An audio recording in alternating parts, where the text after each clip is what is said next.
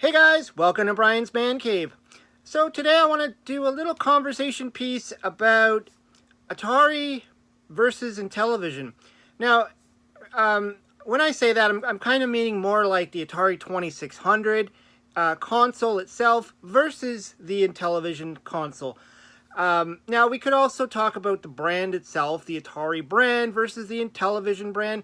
That also can kind of be worked into this conversation.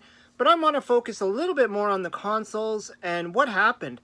Because, well, the reason why this kind of came to mind was I read a comment on one of my videos where the viewer said that they remember their grandma having an Atari. That doesn't make me feel old. But anyways, yeah, their grandma having an Atari and they saw it, and I guess they played it, whatever. And comparing it to the Intellivision, and wondering how in that time did the Intellivision not just blow Atari out of the water. Obviously, when you compare a lot of the Atari graphics compared to the Intellivision graphics, you could see there's a complete difference in most cases. And a lot of times the Intellivision could pull off a lot prettier, nicer looking graphics. But that, I guess, wasn't just the thing back then.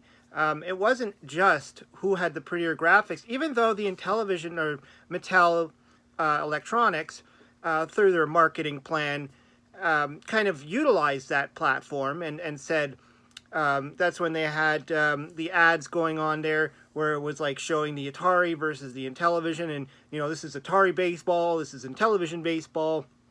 They had that Plimpton guy on there.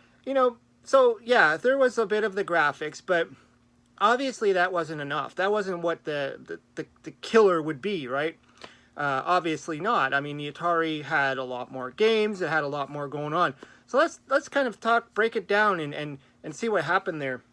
So the first thing I want to point out is what each system came packaged with. Now, you also have to look at price. The Atari was a lot cheaper at the time, and it came out a little bit earlier too. But I think it was a little bit earlier. But the price was different. The Intellivision was expensive. The Atari was a little more affordable. The Atari came with Combat. This is Combat. Everybody has Combat if you have an Atari. I would be hard-pressed to know anybody that doesn't own a copy of Combat unless they just chose to not own one and got rid of them.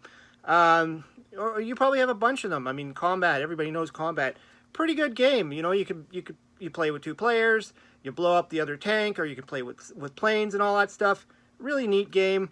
In fact, from what I've read in the past, learning about Atari 2600 and all that stuff, was that originally the plan was that this game would be built into the system. So essentially, when you turned it on, if there was no cartridge in there, it would boot up to Combat. And we've seen that happen with other systems. I have my Sega Master System. If you just turn it on, it goes to two different games. So whether you have a cartridge in there or not. But anyways, yeah, so that was Combat. What did we get on the Intellivision? Poker and Blackjack. Not the most exciting game for a kid. I played it. I've talked about this game before. I've played it when I was a kid. I didn't understand what was going on. But I love that little shifty-eyed dealer, the little guy in the top there who would make these faces, and the way he would flip the cards down on, and I had fun with the game, but I didn't really know what the heck was going on. But you can see right there, okay? Pack-in game, that could be one thing. We all know later on other systems like the ColecoVision came out with Donkey Kong. That was insane. I believe the Intellivision 2 might have been packaged with Burger Time. Maybe some of them were. I'm not too sure on that, the whole history on that. But aside from the packing games, what else would have happened? Well, we also had the titles. Now, Atari seemed to be able to pull out all the greatest arcade hits. Asteroids is one of them. This is Asteroids. Space Invaders. Atari had Space Invaders. What did Intellivision have? Space Armada. Now, don't get me wrong, Space Armada is a great game. I played it. I mean, to me, it was just Space Invaders with a different name. And there even as recently has been a homebrew release called Space Invaders for the Intellivision, which kind of looks similar to the Space Armada way of doing things. And they added a little bit more features to it, I believe. Made it a little bit more like Space Invaders, but I mean, it's Space Invaders. There's things coming down from the sky. You got the little guy on the bottom shooting up. You got the UFO flying by. I mean, Space Armada was Space Invaders, and we know that. The other thing was, you know, the licensing was going on at that time, and I've done a video on this about the whole licensing thing.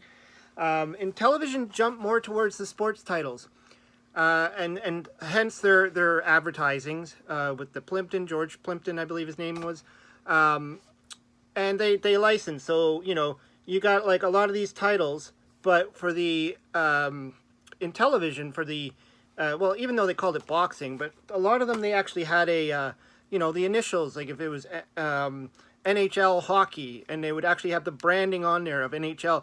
I actually don't even have that one. That's funny. I don't have the NHL hockey game. You would think I would have that one, but I don't. But anyways, yeah, so I just grabbed the boxing one as an example.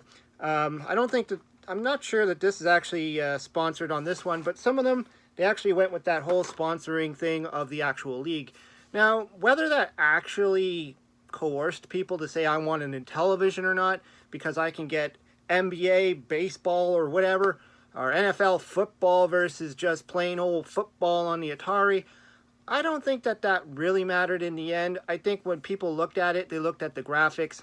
But also, you know, at that time, whatever system you had, that's what you went with. So, I don't think so. But you also had on the on the Atari 2600, you had some great titles that came out, even after a lot of the, you know, there was a lot of weak games on the Atari, a lot of one screen games. But then we had gems like Keystone Capers, you know, that didn't exist on the Intellivision. And, you know, the whole Activision company, when they started, you know, they started making all the games on the Atari at first, right? Then later on, then they started to say, okay, we got to start porting these over to Intellivision. And, you know, some of the same programmers would have done that. You know, Pitfall was done by the same programmer, you know, that type of thing. But not always the case, because you saw, like, with what happened with the Coleco, they're not the same programmers, obviously. If you look at Coleco Donkey Kong on the Intellivision, it's just not at all like Donkey Kong at all. I mean, it's similar, but there's a lot of issues with it. And then the other Donkey Kong port on the Atari 2600, well, Gary Kitchen made that one, who at the time was going to be joining Activision at that time, and he, you know, had to make the game as best as he could. But still, I mean, you still had these titles. Donkey Kong eventually made it on there, but I think as far as the arcade titles were concerned, Atari just topped on that. They had tons of all the great titles, the Q*bert and everything that was popular in the arcade, Defender. It took a little bit of time before the Intellivision could actually catch up with that, and we started to see that. Like, we started to see eventually the Activision titles. This is Stampede for the Intellivision. You know, eventually these started to come out, and a lot of these games started to come out kind of late in the season, I guess. A little bit late to the party. Games like Commando for the Intellivision came out a little bit too late. I remember seeing that one. That was one of the last actual physical games I remember seeing on the shelf when they started yanking all the games off the shelves. At the time, Nintendo was taking over. Nobody cared about Intellivision, and I remember seeing Commando on the shelf. I didn't even have it in television at the time. And I thought, hey, that's cool. I wish I still had my Intellivision. I would have bought it right there. But I didn't have it anymore. So, and you know, I remember actually buying Bump and Jump and Pinball. I bought those from a computer store. I don't remember the year. Probably 89, somewhere in there, 90. When I, you know, at the time I still had my Intellivision. And those were like the last few titles. And I remember playing them and being amazed at how great they were compared to some of the previous games that I had that were just mediocre. And so I think, you know, a lot of that has to do with the, you know, the titles and the licensing and all that stuff. It just took a lot longer. And of course, the last thing I want to bring up that obviously is the elephant in the room. Money. Atari seemed to have their stuff together. Atari started a lot earlier with the whole video game stuff. They started with the arcades, the Pong. You know, they're pretty much the ones who brought to market they didn't bring the first console that could take cartridges. We know that was, you know, that goes to Fairchild and Odyssey and stuff like that. But Atari was the first to really start to market the crap out of it, put these brand names on there, give us amazing games like Hero. You know, oh, sorry, I forgot one more thing. Of course, this could also be a big thing too. And let's just end with this one. The controllers. When you look at the two different controllers, a lot of people are going to wonder, which one am I going to gravitate towards? You know, which one is more welcoming? And that's, of course, subjectional. I often say it's what you grew up with. This is the Intellivision 2. I just grabbed this one because it was unplugged. Obviously, one of the problems with the original Intellivision was that you couldn't unplug these things. So Intellivision 2 came along, plus the Sears one had removable ones. But anyways, the disc was not comfortable for a lot of people. The padding, the number pad was not comfortable. Whereas this was very simplified, nice to hold in your hand, one button. You know, you don't have like 20 buttons, or how many buttons you got here. But yeah, this could have been a bigger factor as well. Now, I'm going to be more on the side of, I think a lot of it had to do with money, cost of the system, marketing. I think Atari was able to spend more money to market and brand. We all know Atari was responsible for things like Chuck E. Cheese, a lot of the arcade games.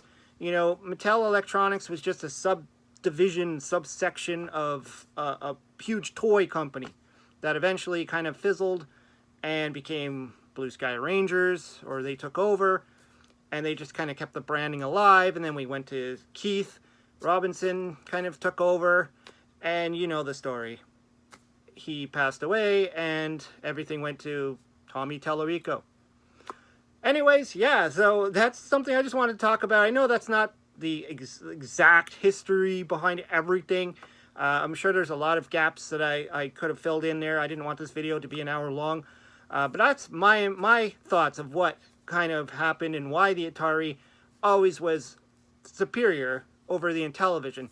Even though the Intellivision seemed to have a lot better graphics, look, sounds, and a lot of great ideas. I mean, it had play cable, which was something you could plug in, kind of like the internet. You could plug it in and download games.